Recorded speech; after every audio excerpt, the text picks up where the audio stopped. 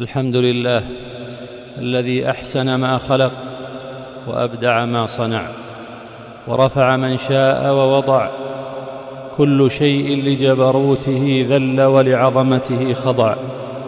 أحمده سبحانه وأشكره، فكم من خير أفاض ومكروه دفع، وأشهد أن لا إله إلا الله وحده لا شريك له، وأشهد أن نبينا محمدًا عبد الله ورسوله، صلى الله وسلم وبارك عليه وعلى آله وأصحابه أهل التقى والورع، والتابعين لهم بإحسان وسلم تسليمًا كثيرا.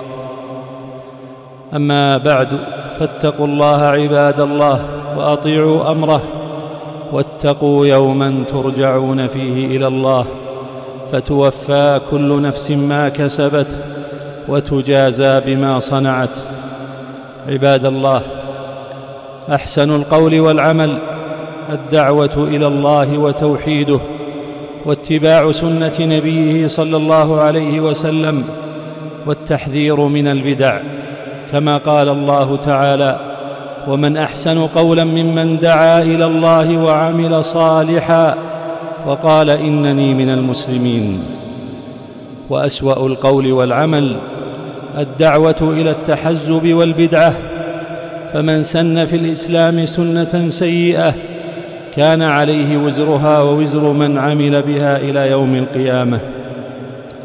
ومن أمثال ذلك جماعة التبليغ والأحباب الصوفية التي نشأت في الهند، ثم انتشر أتباعها الذين يغلب عليهم الجهل بالعقيدة والسنة، ويكثر عندهم الخرافات والقصص الكاذبة، ويقوم منهجهم على الدعوة إلى الطاعات بأساليب بدعية، فيفعل بعضهم المنكر ليرغب في المعروف، ويحرفون آيات الجهاد بأنها دعوتهم.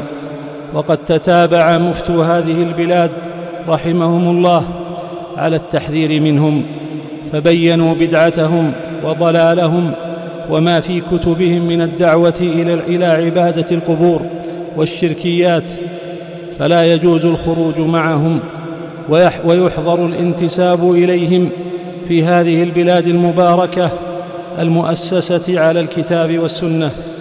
أعوذ بالله من الشيطان الرجيم. وأن هذا صراطي مستقيما فاتبعوه ولا تتبعوا السبل فتفرق بكم عن سبيله، ذلكم وصاكم به لعلكم تتقون. أقول ما سمعتم وأستغفر الله لي ولكم من كل ذنب فاستغفروه إنه كان غفارا. الحمد لله وحده، والصلاة والسلام على من لا نبي بعده.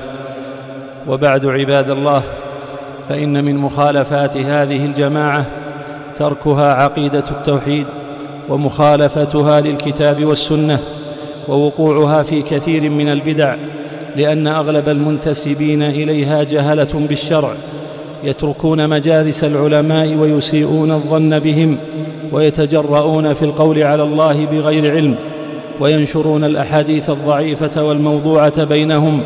ومقياس الصلاح عندهم الخروج لبعض الأيام تعبداً بطريقة مبتدعة لم يكن عليها منهج النبي صلى الله عليه وسلم وصحابته، ولن يكونوا أعلم منهم أو أحرص. ألا فاتقوا الله رحمكم الله، وتمسكوا بكتاب ربكم وسنة نبيكم صلى الله عليه وسلم تفلحوا. وعليكم بلزوم جماعة المسلمين والسمع والطاعة لولاة الأمور في المعروف.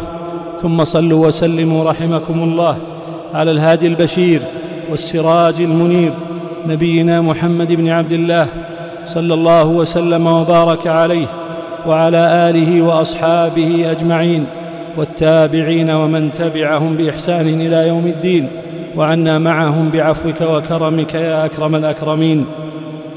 اللهم أعز دينك وانصر جندك، واحفظ علينا أمننا وإيماننا، ووفق ولي أمرنا خادم الحرمين الشريفين وولي عهده لما تحب وترضى.